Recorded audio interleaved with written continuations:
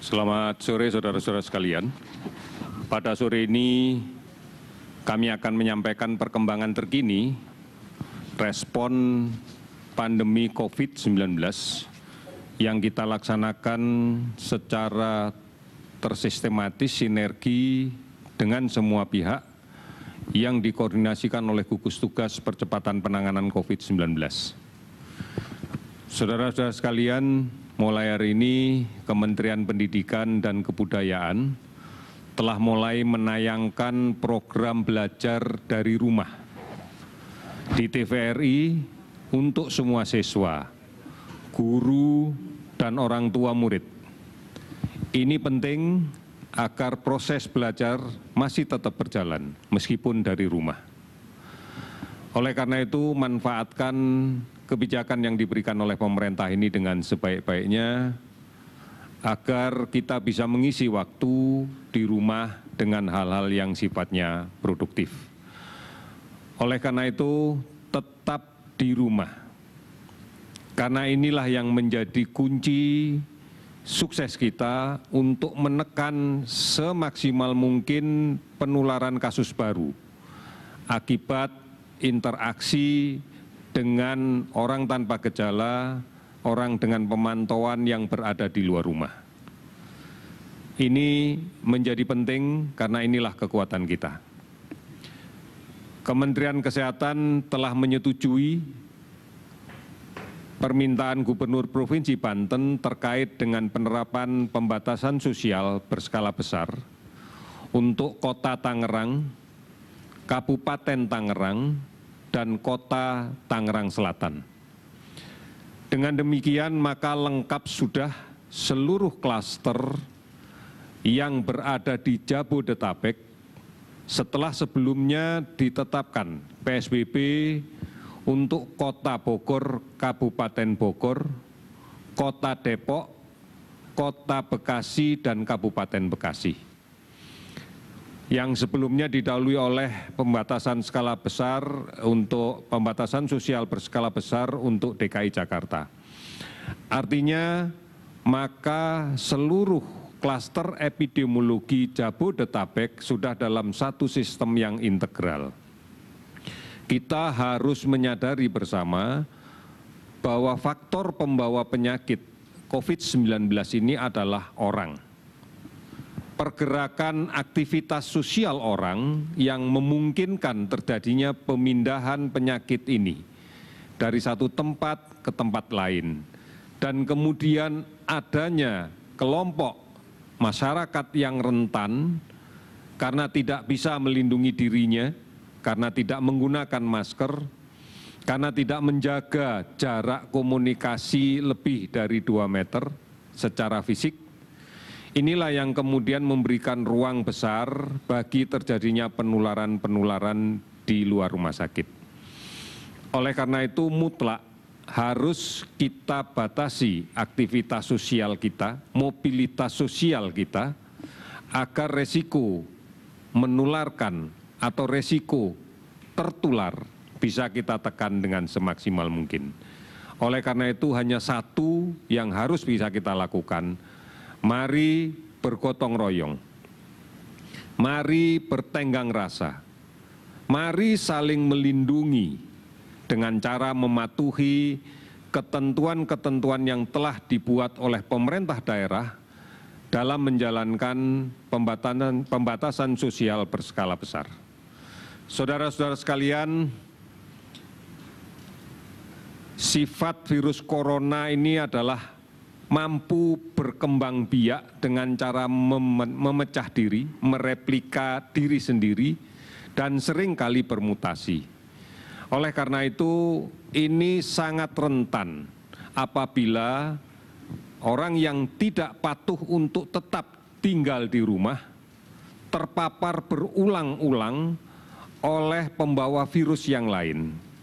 Secara klinis gambaran viral load, jumlah virus yang masuk ke dalam tubuh ini akan berpengaruh terhadap gambaran keluhan klinisnya. Semakin banyak virus yang masuk ke dalam tubuh kita, maka akan semakin berat gejala fisik yang muncul. Oleh karena itu, sepakat seluruh dunia untuk mengatakan tinggal di rumah, agar kemudian paparan virus ini tidak semakin hari semakin banyak, yang nantinya akan berimplikasi kepada keluhan fisik yang semakin lama semakin menjelek. Kita sudah menyaksikan penyebaran virus COVID-19 sejak beberapa minggu terakhir ini demikian cepat, demikian banyak. Ini adalah gambaran nyata bahwa memang aktivitas sosial kita belum kita batasi dengan baik. Oleh karena itu, mari bersama-sama kita pahami, kita harus sadar bahwa di antara keluarga masyarakat ada kelompok yang rentan terinfeksi, rentan terpapar oleh virus, yaitu mereka-mereka yang masih memiliki aktivitas sosial yang sangat aktif, masih berada di luar rumah untuk hal-hal yang kadang-kadang tidak penting.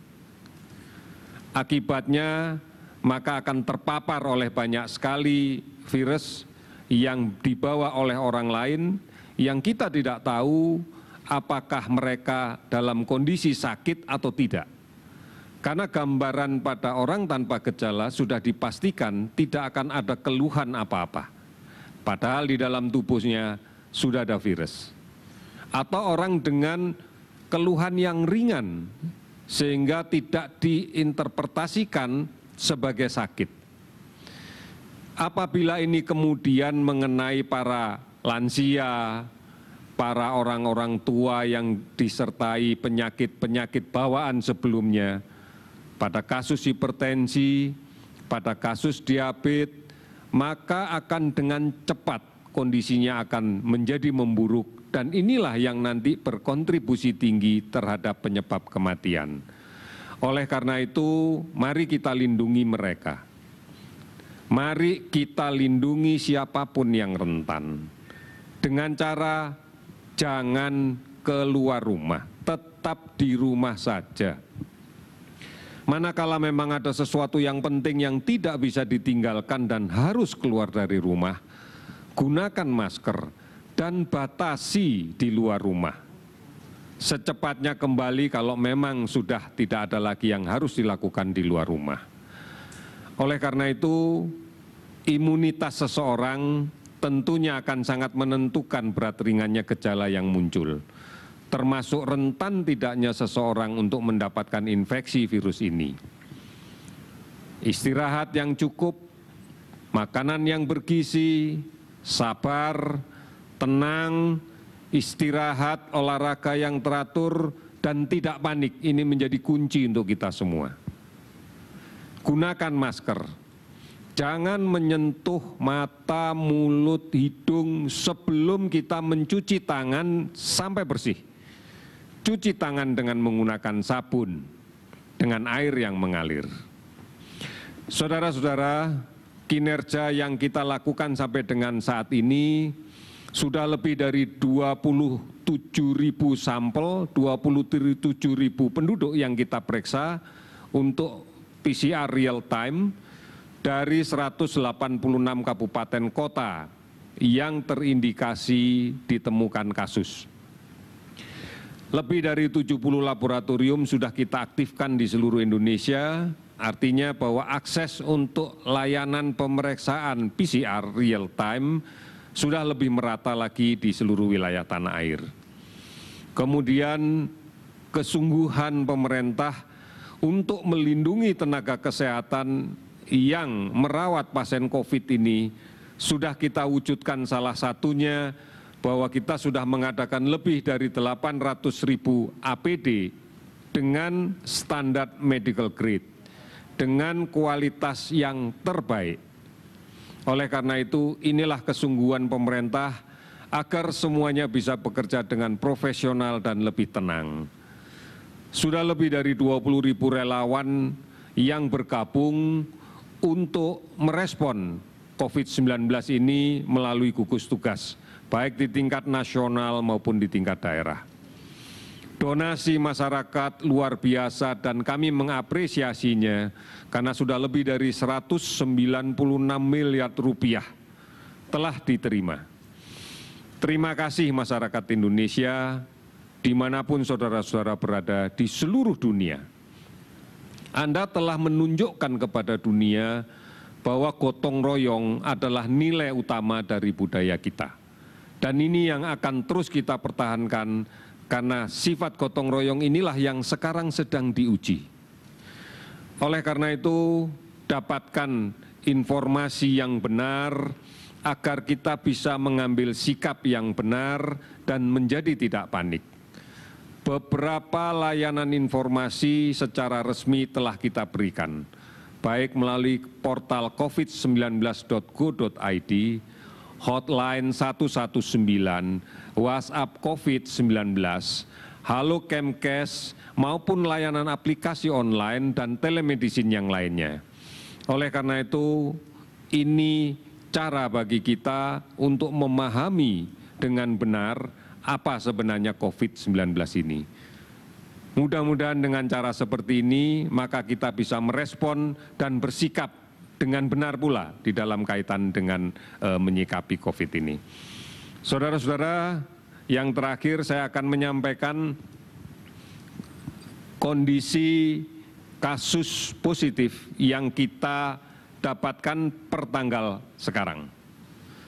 Kita patut bersyukur bahwa sudah ada 380 orang yang sembuh dari penyakit ini. 142 orang berada di Provinsi DKI sudah dinyatakan sembuh. Kemudian di Jawa Timur 73 orang dinyatakan sembuh. Kemudian di Provinsi Sulawesi Selatan 31 orang dinyatakan sembuh. Dan di beberapa provinsi yang lainnya.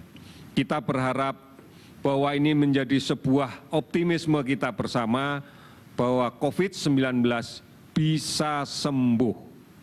Sekali lagi, COVID-19 bisa sembuh dan jumlah yang sembuh akan terus bertambah dari waktu ke waktu.